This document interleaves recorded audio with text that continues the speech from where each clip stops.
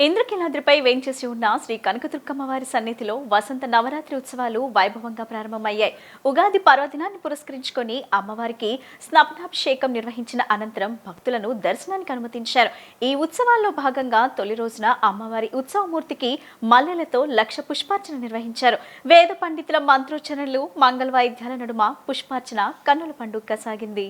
జగన్మాత దుర్గమ్మ కొలువు తీరిన ఇంద్రకీలాద్రి వసంత శోభతో కలకల్లాడింది. శ్రీ పరాభవ నామ సంవత్సర ఉగాది పర్వదినాన్ని పురస్కరించుకొని అమ్మవారి సన్నిధిలో వసంత నవరాత్రి ఉత్సవాలకు దేవస్థాన అధికారులు శ్రీకారం చుట్టారు.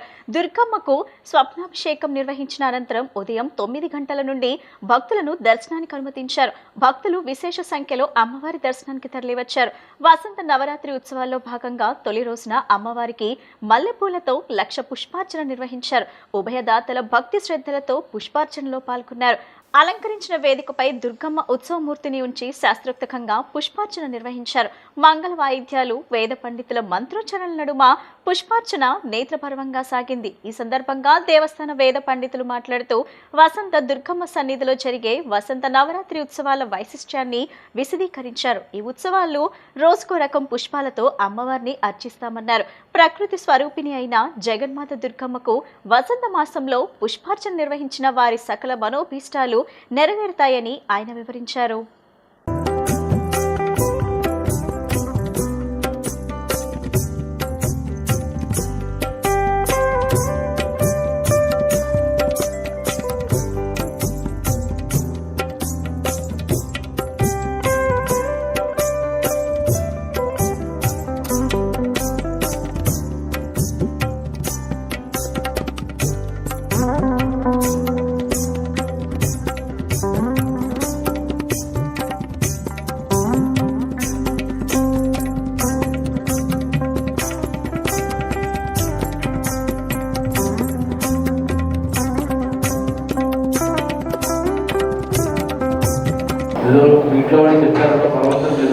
నమస్కారం. శ్రీమాత్రే నమః.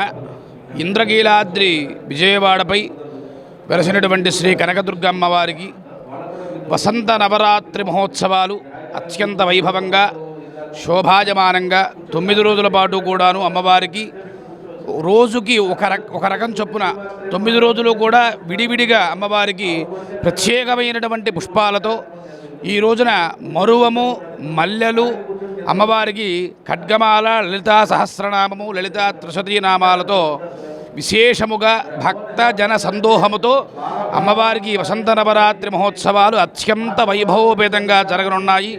అందులో ప్రాతకాలమున అమ్మవారికి స్నపనాభిషేక కార్యక్రమం పూర్తి చేసుకుని అమ్మవారి యొక్క ఆశీస్సులు అందరికీ ఉండాలని, విజయవాడ కనకదుర్గమ్మ తల్లి ఆశీస్సులు ప్రతి ఒక్కరికి ఉండాలని జగన్మాతను మనస్ఫూర్తిగా వేడుకుంటూ శ్రీమాత్రే నమః.